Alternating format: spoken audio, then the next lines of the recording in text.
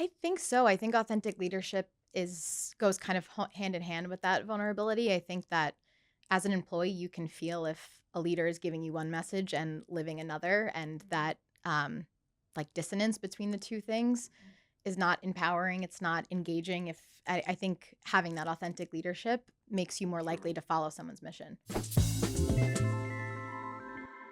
Hi, everybody. Welcome to the Out of Office podcast. I'm Stuart Desson, and my co-host here is Jonathan Cannon. We've got two brilliant people from Havas here to have an excellent conversation today. So we've got Jenn Mancino, who is the Associate Director, and we've also got McKenna Tatro, the Executive Director. Welcome, guys. Thanks for having us. Tell us a little bit about your background and what you do for Havas. Well, my background. So I actually started my career in hospitality. I went to first school. I was a marketing major, thinking that I was going to do consumer behavior. That's, I was intrigued by why people bought things they did, why they were interested in certain products, and I just wanted to get down into digging into that. But while I was in school, I worked at a hotel. So started out again, hospitality, thought that was going to be my entry into the professional world, but I quickly realized it wasn't for me. I really wanted to do something with my marketing degree. So I took a risk and applied to an advertising agency in Boston. And I didn't get the job that I was applying for, but that's okay. They did see that I had experience in hiring and firing and training employees. So they reached out if I wanted to do something in recruiting. And I did that, loved the agency that I was working for. And down the line, they approached me and they were like, do you want to do something in marketing like you would originally wanted to? And I was like, nope. Love it here. Like I loved the employee experience piece of it. I loved that the employees were my consumers, right? Consuming of the culture. And I stuck with it, and that evolved to working across L&D, cultural operations. So what, activities we were doing to make the employee experience heightened for employees. And then ultimately took a leap, left Boston, started in New York, leading the global talent team, and have been been working on that team for the last, 10 years. And most recently, actually, about a year ago, I took on the additional role of leading learning and development across North America. So, yeah, that is how I got to. So you're obviously enjoying it and liking it. You've been there for a decade. Yes, yes, I have. It has been really impactful in my career, and I keep getting opportunities to grow and stretch. So, and you're obviously pretty resilient and determined, because you started out wanting to go marketing, then you went hospitality, and then switched and did sort of recruitment, hiring to get in, and then eventually to what your passion is. Yeah. It's actually an interesting kind of blend of how it all came together. The wanting to do marketing, being intrigued by motivations of people, right? And then having the hospitality factor in, it helped when I was running onboarding for new employees, because I went at it with my front desk voice, which is, welcome to Arnold. We're so excited to have you here. Welcome to day one. So I definitely had that energy, that having that hospitality background really. So rumor has it that when you were doing hospitality, you ended up managing your mum. Is this true? Yes. I managed my mom. She is actually how I got into working in hospitality in the first place. She was a housekeeper. And in high school, very early on the weekends, I was making beds. And then further on, when I got to college, they were hiring at the front desk, and I needed something that was a little bit more structured that I could do during nights and weekends while in college. So, having that connection still within the hotel, I was able to do that. Once I graduated, they made me front office manager, and that entailed overseeing every employee at the front desk, breakfast, which she had then transitioned to, and then the shuttle service. So at 22 years old, I was managing my mom. It's quite an interesting dynamic, isn't it? Really was. performance review time. It's Yeah. like, Mom, we got to talk. Yeah. No, Tables have turned. yeah, Yeah. it was an interesting dynamic, but it's one that we laugh at and is always an interesting fact. Is there any parallel between, age in the workplace and, managing someone who's older than you? You get people who are, younger managing someone older. Is there a parallel there? I have felt that Yeah. actually in that position as a front office manager, I did have to fire some folks and 30 years older than me. Yeah. And it was definitely a hard dynamic, especially at 22 years old, Yeah. to manage those tempers. But I mean, that the issue still kind of stemmed today. Like I still find Sure. that, I'm still, I think, young are. in my role, my position, but I work with very senior people across the organization. But it's all about kind of how you show up. And if you show up meek, they're going to treat you as that. Mm. But I think it's, your executive presence and how you show up that really sets your age from performance. And I guess that's kind of a lot of what we'll talk about later when we talk about your Femmes Forward program, but it'd be great to hear your background as well. Yeah, so I in college studied psychology and human and social development. I was convinced I was going to be a therapist. I wanted to help people and help them grow. I I have think that's what everyone thinks when they do a psychology yeah, degree. Yeah. So I had such a passion for learning about kind of how systems are in play, and I took an organizational psychology class that kind of unlocked it for me, where I was like, I could help people, but I could do this in a corporate setting that I wanted to work in post-college. So I stumbled across an internship on the global talent team the summer going into my senior year of college, and worked up here in New York with the team and just fell in love with the work that the team was doing for our employees. And then I started full-time, and 8 years later, here I am still working alongside McKenna on global talent. It's been great. So, I mean, the industry that you're in, media, advertising, I imagine is high pressure, fast moving, things are changing all the time. What does that mean for, the people that you work with, the industry, the leaders there, being able to manage and lead in such a high pressure environment? Yeah, it is a challenge. I would say, there's a real responsibility for us in talent development to help future-proof our people. It's no longer about, how do we preserve this role that exists within the agency, but how do we expand its capability? How do we create growth opportunities for our employees so that they have the tools, resources, but that we also give them the trust to evolve with the changes of the industry.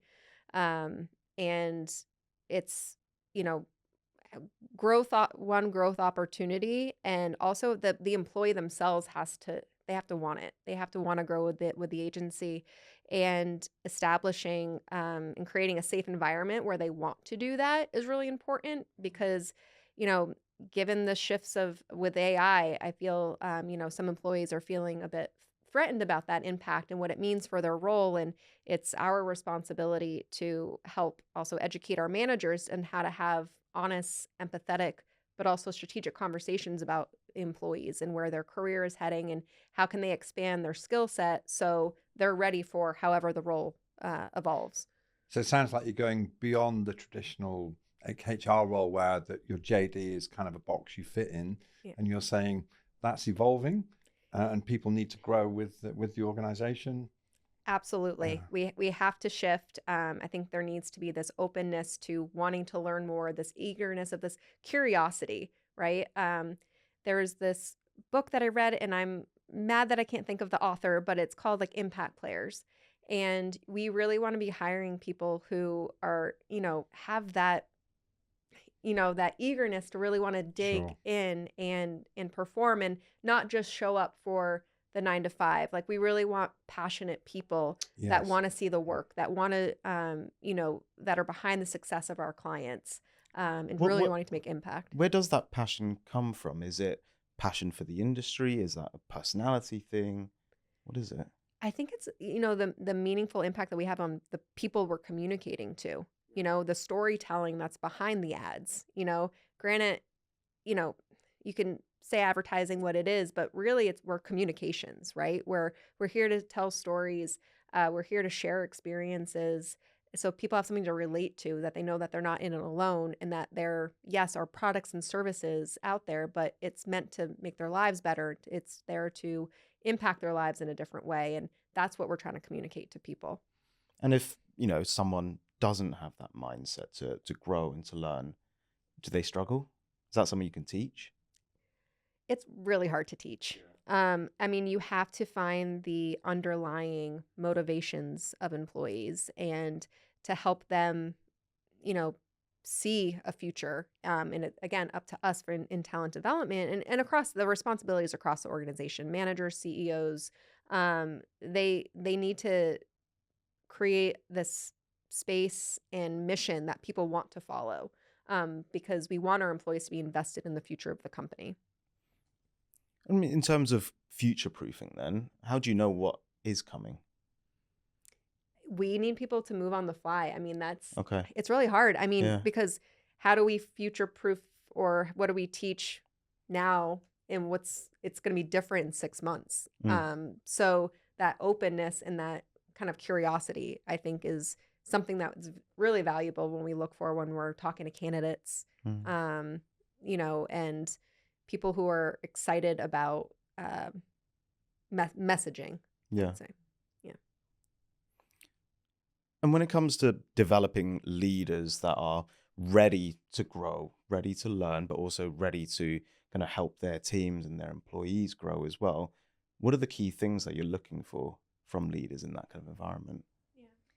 Yeah, I think adaptability is a huge one for leaders to be able to, as we're talking about being in constant change and being able to adapt with the times, but also with how their employees are doing and feeling.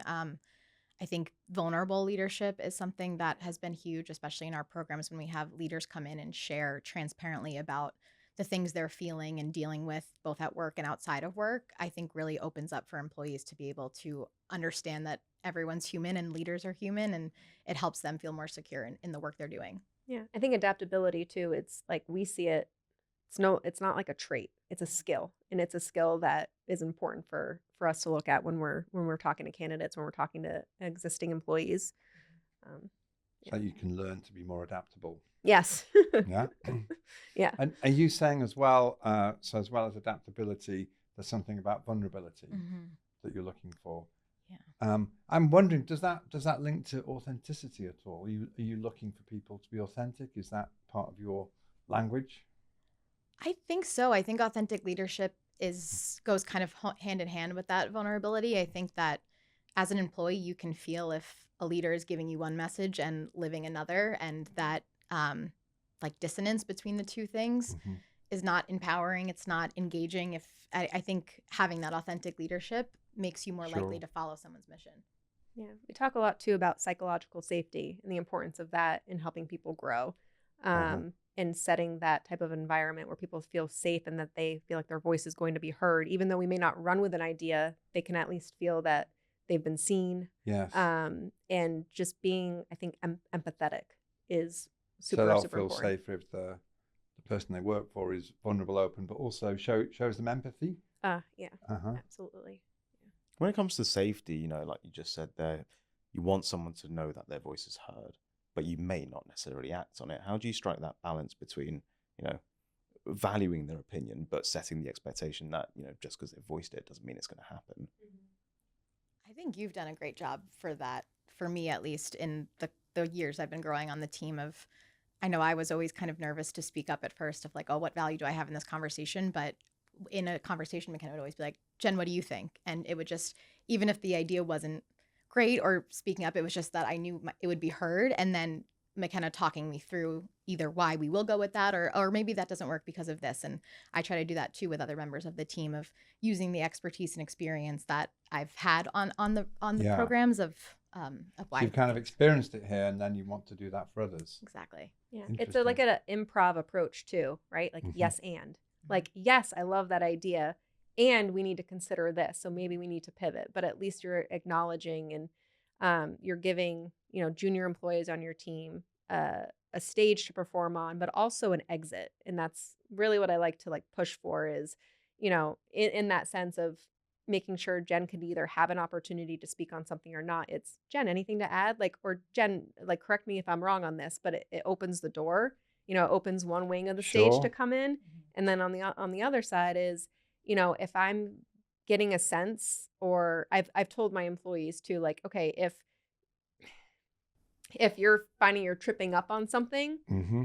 a quick out is to be like, McKenna, anything to add? So if you need Sure. a quick, if you're, rambling on like I'm maybe doing right now, just like a quick, like, you want to talk on that for a bit. You're giving also them permission to lean on you for in those Sure. situations. And they're like, So you're kind of making the space for it. absolutely. And that's what we really want from our managers is, give them exposure, give them a seat at the table. Yeah.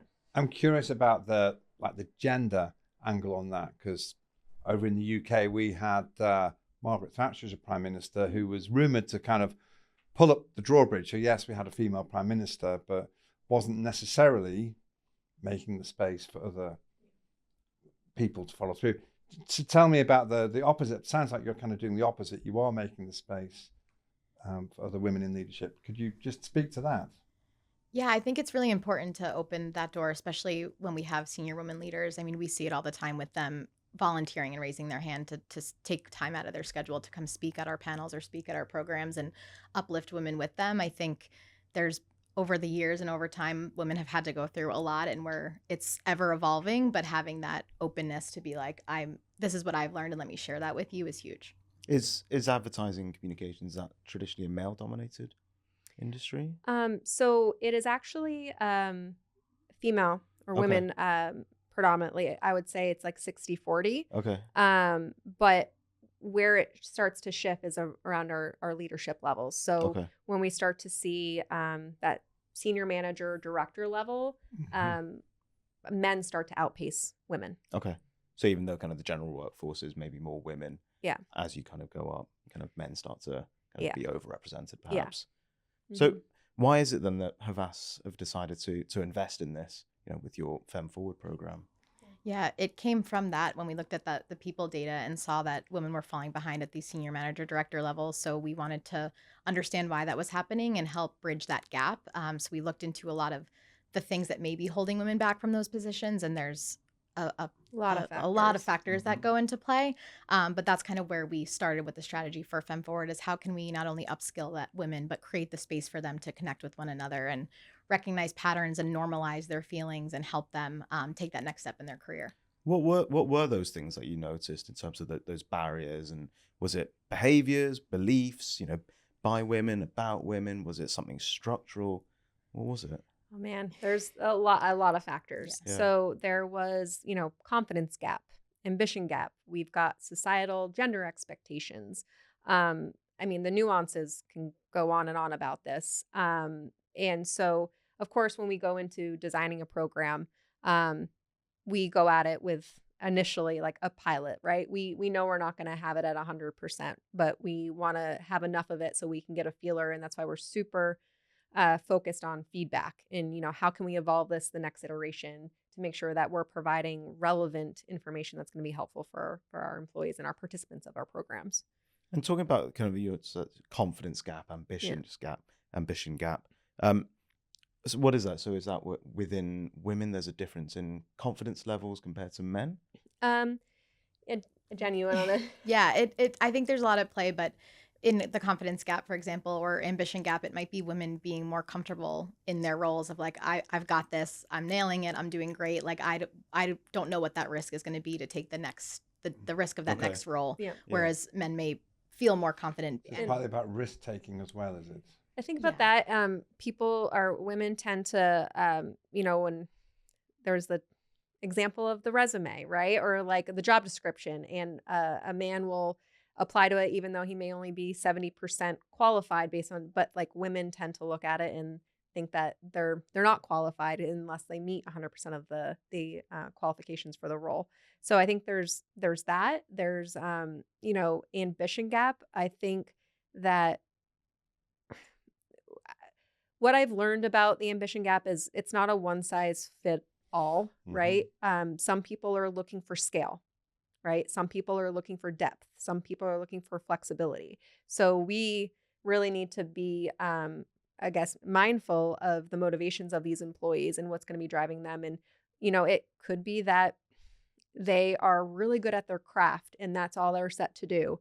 And they have no desire in people management, right? Even though that's oftentimes part of how you grow within the role, right? It's like, okay, now you need to start leading people. But what if I don't want to do that? Like Mm. how are we getting creative with the career paths that we're creating for employees so that they feel fulfilled, that we're putting people in the right positions to lead? Because Mm. not everyone is cut out to be a people manager. And oftentimes we put them in that if that's the the next title.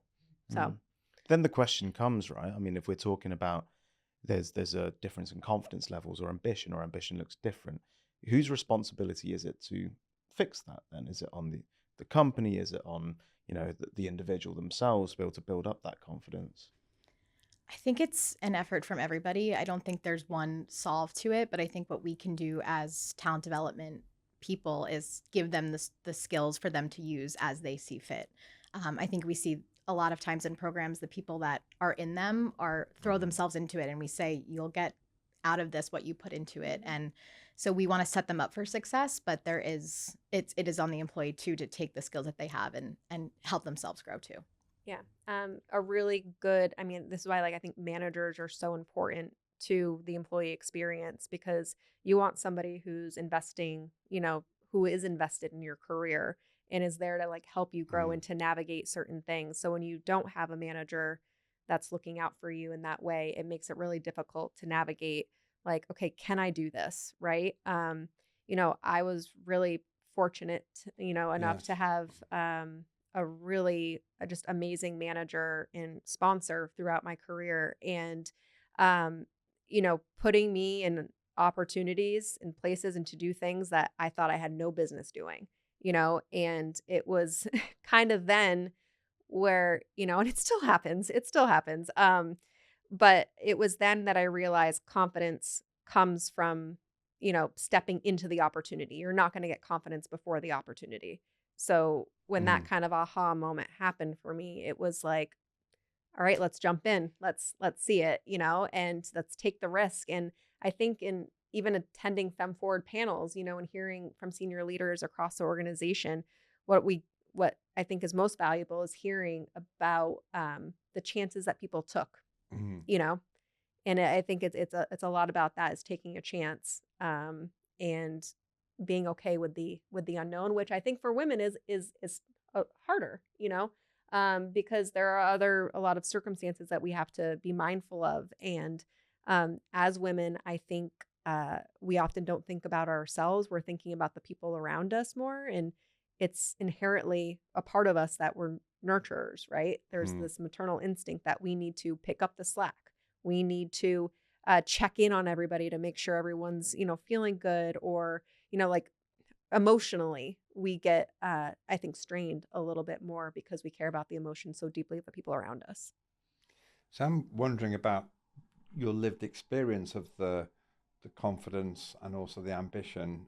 And you mentioned having an awesome boss. Um, could you say a little bit about your own lived experience in terms of what Havas and the environment's done for you to help you have more ambition, more confidence? Yeah. I think a big part of it is what speaking to before is being given the opportunities from managers. I think on our team, it's been a great experience of kind of mastering something and then trying something else, but still overseeing that task you were doing and teaching somebody else how to do it. I think has really built confidence of explaining it to someone else, being like, "Oh yeah, I feel what I'm doing here and I know what I'm doing."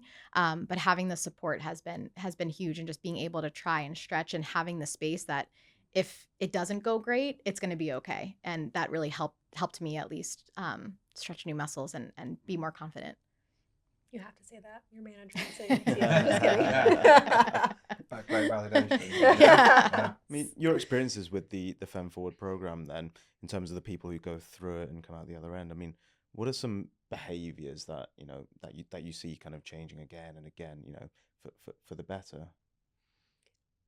I've seen people be able to articulate where they're at a lot clearer and a lot. There's like a strength to their voice that comes out of the program, where a lot of times too, and this happens across many of our programs, where oftentimes people don't get the time to actually sit and reflect on what they want to do. It's, you know, they're doing their day-to-day job. They've got their teams below them, and it's like, what is it that I truly I'm good at? What are the things that I really want to improve on? And being aware of those things and cognizant, and not just doing the grind of the day-to-day. Um, so yeah, I think as we, I don't know, look, it's tough because there's so many variations. I don't know, what do you think? Yeah, I'd add to that I see a lot of people also, to McKenna's point of not taking the time usually to reflect when they have these 3 days in the Fem Forward program to step away from their teams. I hear a lot of that they didn't think they would be able to step away and leave their teams in charge of things for 3 days. So even that alone is like, oh, my team can manage without me. And now moving forward, I can take time away to do things for myself that maybe they weren't doing before. Yeah, and they come out with this like just revived energy, and we give them an advancement plan, and so they know how to kind of funnel that energy. What conversations do they want to have, with people in their network? What roles or stretch projects they might want to ask their manager for to get to that next skill. We try to help them see, in their career, what does your career look like at Havas in 3 years, and how can we help you get there? And let's work backwards from that. Um, but I think, yeah, the confidence comes with that. I think, again, when I talk about the opportunity of Fem Forward is in itself, a chance for them to come out of it on the other side with more confidence. Um, and there's a strong sense of community and reliability on one another that wouldn't have existed if they didn't attend the program. So it's building community with everybody that goes through the program, and that's part of the support. Yeah, community is a huge piece of Fem Forward. So we have within each cohort, there's usually 25 to 30 women, but we also have hundreds of women that have gone through it before them. So when we can bring in alumni into our social gatherings during the program to speak on leadership panels so they can speak about their experience in the program and where they're at now. We have a global LinkedIn community for everyone, and we're always trying to figure out how we can keep building that alumni network, because connections aren't only good for people, but they're good for business, and they share business opportunities, and they have conversations, and they keep building their network. Tell me a little bit more about the business impact of that sense of community and energy. How does that impact the business? Yeah. So we have groups that we've seen them participants speak in, where maybe they'll write in the group, has anyone ever worked in a client in this industry, or I'm posed with this problem, does anyone have any advice? And they can really share their experiences. That for Fem Forward, they're usually in the same place, but for next gen people are across the globe, and they can make these cross cultural collaborations and connections that really help improve the work and improve the business. So have you had to persuade or enroll any more hard-nosed finance people as to the benefit of this program? I think the outcomes of the program have been very clear, the success of it. We look, and I know we'll get into it in this other program of Next Gen, but it is, we see our top senior people evolve into these roles, and it's so amazing when we're on LinkedIn and we see if someone's getting promoted and they're taking on this new expanded remit, and we're like just writing in like, that's my next gen, or that's my Fem Forward, like participant. So it's just, and it creates such a positive momentum with the group as well. And in the same vein of like the WhatsApp group, when somebody gets promoted or has a new business win and they share that in the WhatsApp, just the collective community of like, oh my God, congratulations, so well deserved. It's just, I don't know, it warms our hearts when we see that type of stuff. And it just, the impact, the ripple effect that you see is really and great. It sounds like the ripple effect is the pipeline, the development for the future. Oh yeah, exactly. Yeah, I mean, again, so amazing to see a lot of our alumni go and do great things across the network, and it really helps for mobility as well. Yes. Yeah, we've definitely had participants who wind up moving to different agencies, either within the country or in another country, and have different opportunities. And it's really great to see them flourish. And like McKenna said, just seeing the updates and being able to follow along. Yeah. We were chatting earlier, and we were talking about how you kind of run the program in different countries and in different regions. Do you find there are differences in the experiences of women kind of progressing into leadership positions depending on the culture or the country?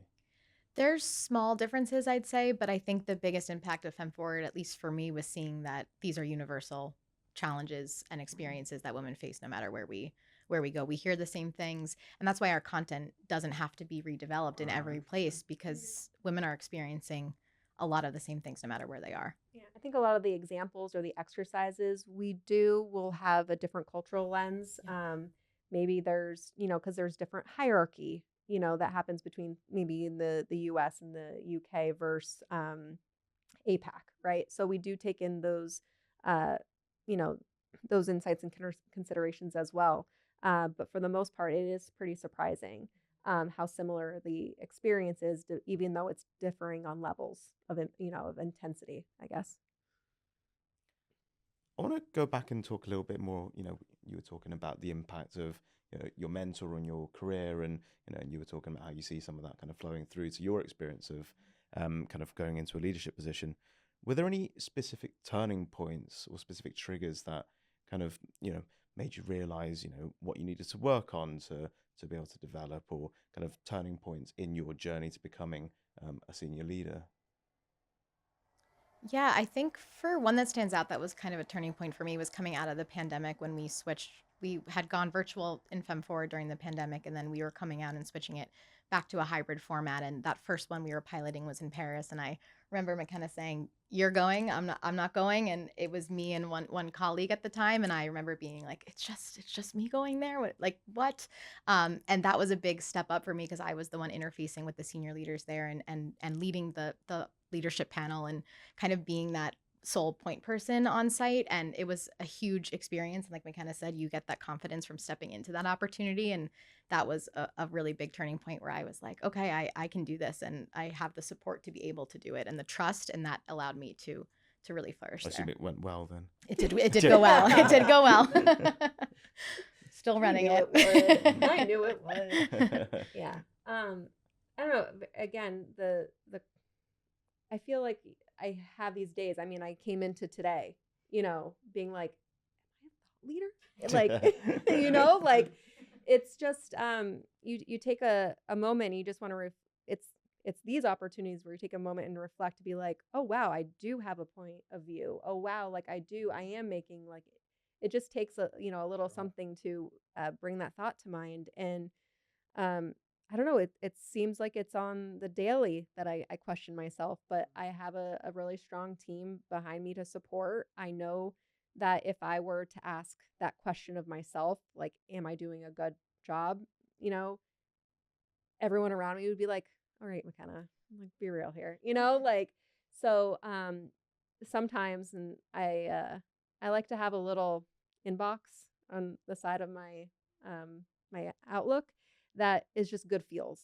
And it's when somebody has, sent an email that's, uh, thanks so much, McKenna. Couldn't have done this without you, whatever, whatever. So if I'm ever having those doubts, I just go to my feels good, folder and just, I have that to like remind me to get unstuck. So Yeah, what a great idea. I think I need to do that. yeah. I mean, a lot of what you've talked about is kind of the power of, a good mentor, a good team, a good community around you. But what if that, you don't have that? What if you didn't have your mentor at the beginning of your career? What if you don't have, Havas providing this, the Fem Forward community? Yeah, I think anywhere you can find it, whether it's a friend or someone outside of work completely. I know my friends and I will be always texting or just like hyping each other up. And I think just having, no matter where they are, someone who knows you and someone who can speak to you and just kind of validate you in those times of self-doubt is huge. And it's great if it comes from the workplace, but I think there's also opopportunities to find it Wow, elsewhere. so you're not just doing it for Havas, you're doing it for your Trying friends, to. colleagues, I think we all outside. need Jen's the people. best hype girl. I think we all need people who can advocate for you and remind you Mm. in those times of doubt that like you're a rock star and you can Yeah. do it, and you might be doubting that you can do it, but like you have a support system here who can help you no matter the outcome. Yeah. And we have found that everyone has this feeling. It's not, Yes. like it's just that because I feel like there's just a lot of pressure to have to perform, to have to showcase, and so we're just constantly, I feel like, having to validate, and that's not just women. I feel like that's across the board. And so when you have a strong community, whether that be in or outside the office, I mean, obviously we want that in the office, but we provide other programming where there's opportunities to meet other leaders. I can speak specifically into, North America, where we have a program where it's more or less like speed dating for mentorship, right? And so it just gives you opportunity to meet seasoned leaders with rising talent who otherwise wouldn't have any interactions. And And that's not just women, that's that's anyone? everybody. Okay. Yeah. Yeah, because I was going to ask whether you have kind of similar kind of initiatives that allow for, building that community and everything for, men in the workplace. Yeah. It's touch points. It's about creating touch points and experiences where it gets people out of the day to day to honestly take a look up, right? So Is there anything that stands out for you in the mentorship that you've kind of created that through the framework and what you're doing with Next Gen? Any examples of how that's really caused a shift for yeah, anybody? I would say in our Next Gen program, which is our high potential senior leader program, that program brings together about 60 leaders together through a 3-week-long module. And it's most of them have never met before, and we create a really powerful. We use Lumina Spark to create really powerful conversations that break down walls almost immediately, right? And because we're asking a group of seasoned leaders who may not want to admit their shortcomings, Sure. right? These are CEOs. Um, and we're asking them to admit some things they need to improve upon, changes they need to make, and they have to really do the work. Like module 1 is hard. It's a lot of self-reflection. And yeah, I mean, again, digging into that, we see, I think, a lot of connection being built throughout the first module. And we also create peer coaching groups where people are matched I think we try to do it conveniently so that we know that these peer coaching things can happen outside of the module. But to, again, start creating the community at the get of the session. So, that change and that, I guess, behavior starts to, people start to open up. So have you seen any of these leaders be like surprised by what they've learned? Now, is there a sort of a wow or a surprise factor as part of that process for them? Oh yes. It's sometimes we joke that we have to hold back the portraits, the Lumina Spark portraits until we've at least introduced the model, because everyone, I mean, who doesn't love to read about themselves, themselves. right? Yeah. But to get that document and then to kind of go through, I think it's eye-opening for a lot of folks that they're either leaning one way or the other. Not, I mean, people will be not shocked on some things, but I think, when we get into the 3 personas, there's some, aha moments that people may find, being like, oh, wow, I thought I was way more, outcome focused than what my portrait is saying, so what do I do with that? And, we have a lot of fun going through it with folks and diving in, and immediately people are wanting to compare and look at one another, and then they start, making assumptions on their teams, and we're like, yes, it's working, so yeah. That awareness and that awareness of, where they might have kind of misread their own behavior or their difference of what they expected, does that create a change in actual leadership behaviors? Do they bring that through in how they manage and lead their teams? I believe so. I mean, we're not with them in their teams when they leave the Yeah. programs, but based on the feedback we hear, it's, I want to take this to my team. I want to practice this model with my team. In FemForward, we do a lot on speed reading and learning how to work with people on your team and who may be like you and who may be not like you. And I think it makes such an impact of how they take it. And like McKenna said, building the momentum and the energy they leave the program with, it changes. And they have words to put to things that they might not have been able to describe before. So sometimes we'll hear feedback of people reading it. It's like, I knew I felt this way, but I didn't know how to articulate it. And the Spark helps them put words to that. And then having a language for it makes them able to identify those behaviors and operate differently in them when they go back to their everyday work lives. Mm-hmm. So when you design these programs, has anything occurred to you as like a learning for you in terms of what you need to remind yourself not to exclude when you're developing people? Is there anything that other people might forget in designing these programs to develop people that you've kind of learned, aha, that's what we need to remember when we develop people? That's a great question. I think something that you always have to remember is like to look at the person first. I think a lot of development can be skill based and just strictly in terms of what the role requires instead of looking at the person and letting them take the time to reflect and learn about themselves. Because once you do that inner work, you can make a So you bigger kind of impact in start your with the other inner work, work. don't go straight to the skill and the outer. Exactly. The Yeah. development kind of Oh, starts within. the inner work, so important.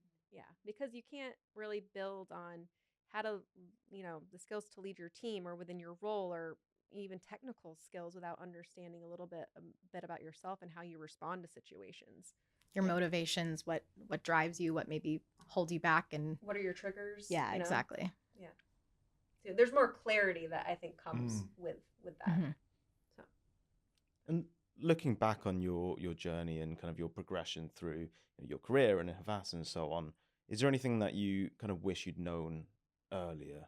Something you could have learned that, if you'd learned 5 years ago, your career might have been drastically different or Yeah, for me, I wish I would have learned to trust myself and my voice and feel more confident in that. I think I second guessed myself a lot, and then someone else would say the same thing I was thinking, and it would be like, "Great idea," and I was like, "Oh, I if I was able to just share that, I think it would lead me to Yeah. to new things, bigger things." And having that confidence now has made such a shift. So I wish I had started doing that earlier. yeah, I would say that I take things to heart really easily. I can be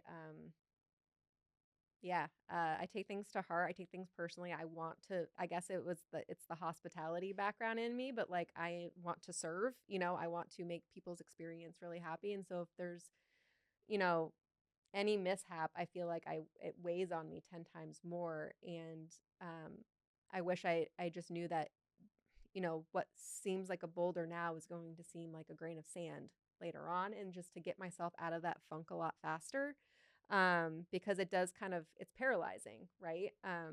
how do you get yourself out of that mindset? Well, I have a lovely golden doodle. But no, it's snuggles there, but it's going back to my feels good, folder. It's going for a long walk. It's grabbing a colleague and having a conversation, grabbing coffee to like just, you know, remind myself. But I've also I've read that there was a white paper done by the Center of Creative Leadership, and um, in that, women scored or outpaced men 11 out of 12 emotional intelligence capabilities. And that to me was very important in seeing that, you know, this is a tool for me. Emotional intelligence is a skill set, and that's our power, as women. And instead, I was kind of approaching it as, okay, I'm being too emotional, or hey, like, why are you so upset about this? Like, there are bigger fish to fry type of thing. But in knowing that I can quickly come out of it, and I think the influence that has over I mean, it people. sounds like you've reframed what you might have picked up as a deficit, being too emotional, Totally. is in fact a key strength. You're emotionally intelligent. Yeah, and I Yeah. feel that's also kind of like how I lead the team. Like, I'm Mm. very open with my own, struggles. I've recently taken on the additional role of leading L&D in North America and trying to create a centralized team across 3 of our networks. And um, I'm learning other nuances that I didn't know that's, run locally instead of at the global level. So, you know, I have, voiced with the team being like, I need your help because I need to be focused here. That's also given Jenn an opportunity to lead more independently across the team, and I've relied on you a lot for that. Thank you. But it is, yeah, it was a shift, and playing into my emotions, and I'm not afraid to cry in front of you. Like, You shouldn't be. yeah, like if I have like a moment, you know, I feel so comfortable to be able to release that, and I come away out of it feeling so much better. But it's just like that note, and I feel like that's why our team is as strong as we are. Is there's this built trust and established of like, I've got your back. Yeah, I think it feeds back to what you said earlier about vulnerability. I think you're saying you're comfortable being vulnerable and authentic with your team, and it sounds like that's helpful. Yeah, it definitely feeds and makes people feel comfortable to be able to do the same and open up. And if I'm having a hard day, I'm not nervous to say like, I need a brain break. I need to step away and come back. And we have that trust that like the work's going to get done when it gets done, and it always does. And it's just having that support to be able to take the space when you need the space and reset yourself and come back better and more ready for it. Is there anything that, for women who are listening right now, one piece of advice, one thing that you've learned that you'd want to kind of them to take away from today? Find a sponsor. I mean, find a mentor, somebody that's kind of that can be a third party. I feel like sometimes it's hard to open up to people at work. I mean, I feel like we have a different dynamic, but sometimes you don't want to be the one that complains or is difficult to work. Like you don't, it's not what you want to set. So I feel like sometimes it is hard to open up, but I would encourage everyone to find someone to open up to because it is so important. If you can't find that within your existing role, like there are so many networking opportunities to do that, so many, groups to be able to be a part of that you can find people with shared values and shared experiences that, can help navigate even if it isn't within the company. Yeah, I definitely echo that. But for the sake of another piece of advice, I'd say finding what you're passionate about and finding what drives you. I think we all spend so much time at work that doing work that is meaningful to you and knowing that you have the ownership to say, I want to do this or I don't want to do this, and doing what makes you happy, I think can only benefit you in the long run. It does sound like you need the right kind of organization Definitely. to allow that to happen. Yeah. Yeah, that's true. Yeah. Well, I'd just like to say thank you to McKenna and Jenn for joining us today on the Out of Office podcast. And thanks everyone for listening and watching. And if you're interested, stay tuned for our next episode.